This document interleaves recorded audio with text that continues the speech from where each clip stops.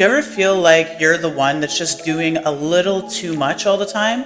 Like maybe you're always the one that's reaching out first, you're always the one checking in, you're always the one trying to make plans, keep the connection alive, show up, hold space, fix the weird vibe, whatever it is. It's like you're always the one doing it. Yeah, and then somewhere deep down, you start to wonder, if I stop trying, if I just like fall back, would they even notice that I'm gone? That thought, it hurts, right? Because you feel like you're just like the only one putting in all the effort. If you're wanting more from someone right now and it feels like they're not giving it to you, your instinct may be to chase, to fix it, or to prove your worth, or to over-explain yourself, to get them to see your value. But I'm going to lovingly tell you, do not chase.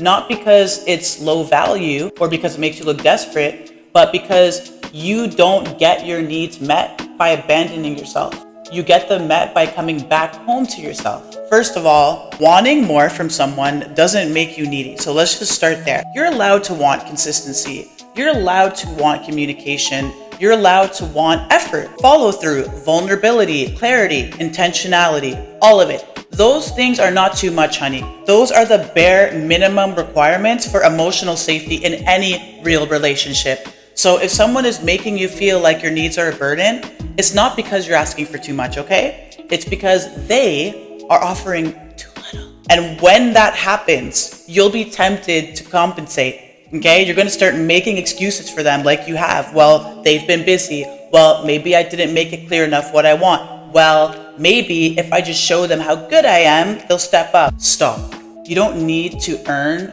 what should be given freely, okay? Which is love, care, and energy and effort. Those things should never feel like a negotiation, ever. So what do you do instead of chasing? You redirect the energy back to you, because when you're chasing somebody, what you're really doing is actually abandoning yourself, the chance to be chosen. And that never ends well, because even if they do choose you, you'll never fully trust it. You're always going to wonder if they chose you for you or if they just gave in because you worked so hard to convince them. That's not connection, right? That's survival mode. We don't want that. So here's what you have to do instead. And I want you to really sit with these next steps that I'm going to talk about, because, and it's not about manipulation, by the way. Some people try to say that about my videos. It's not about playing games. It's about self-respect, okay? Step number 1. Stop reaching out first, just for a little while. Now, I'm not saying to go cold or give the silent treatment, but I'm just saying to pause. Give them space to come toward you. Because if they never do, well, there you go. That's your clarity. The people who genuinely actually value you, they'll feel the shift. They'll notice that you're pulling away and they'll wonder why the energy is different. And if they care, they'll move towards you. And if they don't, there's your answer. But you can't get that clarity if you don't pause long enough to receive it. Step number 2 is you're going to take the focus off of them and put it back on you. Just ask yourself, just for a minute, what part of me is so desperate to be chosen right now? What fear is making me reach for crumbs instead of holding out for the full meal? Right? What wound is being activated? Is it rejection? Is it abandonment? Is it feeling invisible? Because the person that you're chasing isn't the solution. They're just a mirror. They are reflecting back something inside of you that actually needs healing. So instead of spiraling about what they're doing or not doing, you just need to tend to that part of you. And I don't care how you do it. There's no wrong way to do it, but you got to do it, sister. If that means journaling, writing it out, sitting with it, validating it. Like literally remind yourself, even if they never give me what I want, I can still give it to me. And the truth is, we're always going to be looking for outside validation all the time. And there's nothing wrong with wanting validation, it's normal. But you have to remember that you have to give that to yourself too, because there's going to be days where you don't get it. Maybe there's going to be months where you don't get it. Maybe there's going to be things that you feel like you should hear from other people sometimes and you don't hear it from other people. You have to make it a point to give it to yourself every single day. And that's something that I remind myself. Like I have like little stickies like, hey, love yourself, remind yourself how great you are, how much of a good job that you're doing, because you can't just wait on that from other people. And then step number 3 is that you have to get brutally honest about what you're actually tolerating. Because here's the thing, okay? We don't attract what we deserve. We attract what we tolerate. And sometimes we tolerate a lot, let's be real, just because we really want something to work, right? We want the connection to be real. We want the potential to turn into something. We want to believe the little crumbs of affection actually mean something more. But if somebody's constantly showing you that they're not available emotionally, physically, mentally, you have to believe that. You have to believe it. No more potential, no more maybe they'll change. Take people at face value and stop auditioning for a role that they're not even hiring for. Step number 4, fill your own cup on purpose. I know this sounds really cliche, okay? But just listen, it's not just about self-care. It's about recalibrating your nervous system.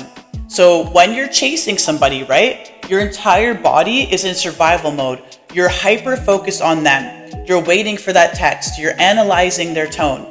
You're adjusting your behavior to be more likable.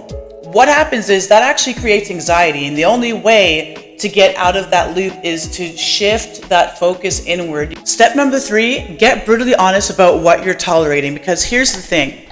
We don't attract what we deserve. We attract what we tolerate. And sometimes we tolerate a lot because we really want it to work. We want the connection to be real. We want the potential to turn into something, right? We want to believe the little breadcrumbs of affection actually means something more, sadly. But if somebody is constantly showing you, you have to believe them, right? No more potential. No more maybe they'll change.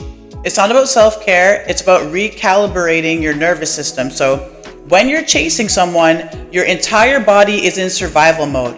You're hyper-focused on them. You're waiting for the text. You're analyzing their tone. You're adjusting your behavior to be more likable. Go romanticize your own life. Take yourself out for dinner. I love doing that. Literally book a solo workout class. Listen to music that makes you feel powerful. I do that all the time.